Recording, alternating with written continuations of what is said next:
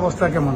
মনের অবস্থা তো ভালো না, এখনো জ্ঞান ফিরি নেই। এই যে সাহেবের কাছে জিগান, এখনো জ্ঞান ফিরি নেই। তিনটে আর কি রিপোর্টে মাথায় সমস্যা। মাগুরার সেই ছোট্ট বাচ্চাটি আসিয়া, তার অবস্থার কতটা উন্নতি থেকে অবশেষে অবনতি হয়েছে, আর এ বিষয় নিয়েই কান্না করতে করতে কি বলছে আসিয়ার মা, এবং কি সাথে ডক্টররাও কি বলছে, এ বিষয়ে জানতে সম্পূর্ণ ভিডিওটি দেখে সঙ্গেই থাকুন। কিন্তু সে দূরে থেকে উনি রেহাই পেয়ে গেছে, ওনার দূরে ছেলে নেশা করে দূরে গেল। মাগুরার ছোট্ট বাচ্চা আসিয়া, তার অবস্থা অনেকটাই সংকটাপন্ন।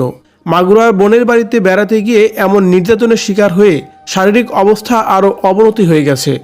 মঙ্গলবার রাতে চিকিৎসকের সঙ্গে কথা বলে এ তথ্যই জানা গেছে। শিশুটির মা নিজেই জানিয়েছেন, চিকিৎসকরা তাদের জানিয়েছে যে শিশুটির অবস্থা একেবারেই ভালো নেই। মেডিকেল বোর্ডের এক চিকিৎসক বলেন, সোমবার 10 মার্চ শিশুটির সামান্য উন্নতি দেখা দিলেও আজ তার মস্তিষ্কে প্রতিক্রিয়াহীন হয়ে পড়েছে। তিনি আরও জানান, তার উপর নির্যাতনের পর তাকে ফাঁস দিয়ে হত্যা করার চেষ্টা করা হয়েছিল, যার ফলে শিশুটির মস্তিষ্কে দীর্ঘ সময় অক্সিজেনের সরবরাহ বন্ধ ছিল। ঘটনার পরপরই তাকে হাসপাতালে নেওয়া হয়নি, বরং 11 ঘন্টা পর হাসপাতালে আনা হয়, যা তার মস্তিষ্কের মারাত্মক ক্ষতির কারণ হয়ে দাঁড়িয়েছে। আবারও 3-এ নেমে এসেছে, যা মস্তিষ্কের সম্পূর্ণ প্রতিক্রিয়াহীন অবস্থার নির্দেশ করে, অথচ স্বাভাবিক মাত্রায় 15 হওয়া উচিত ছিল। আগের দিন তার অবস্থার কিছুটা উন্নতি হয়ে 5 পর্যন্ত উঠেছিল, কিন্তু আজ আবারও সংকটাপূর্ণ অবস্থায় ফিরে এসেছে। এদিকে মাগুরা নির্যাতনের শিকার আসিয়ার মা বলেন, ডাক্তাররা বলেছে তার অবস্থার সত্যি অনেক অবনতি হয়েছে। কালকে একটু ভালো হলেও আজকে অনেকটাই খারাপের দিকে। আমার মেয়ে বোধহয় আর বাঁচবে না।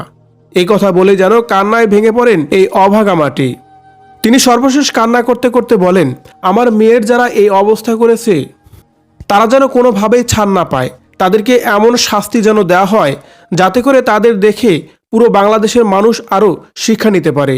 এরকম অমানবিক কাজ যেন আর কেউ না করতে পারে, কিংবা কারোর মা বোনের দিক যাতে চোখ না করতে পারে। উনি আগেও বলে দূরে মেয়ে লিখেছে, ধরা পড়ছিল। কান্না করতে করতে কথাগুলো বলছিলেন আসিয়ার মা। ভিউয়ার্স, আদৌ কি তাদের শাস্তি হবে বলে মনে হচ্ছে আপনার? আর শাস্তি হলেও কি এমন শাস্তি হওয়া উচিত বলে আপনি মনে করেন ওই পাষণ্ড মানুষদের? অবশ্যই কমেন্ট করে জানাবেন কমেন্ট বক্সে। বাচ্চাটা কোন ক্লাসে পড়ে? ক্লাস 3। বয়স? বয়স 8 বছর।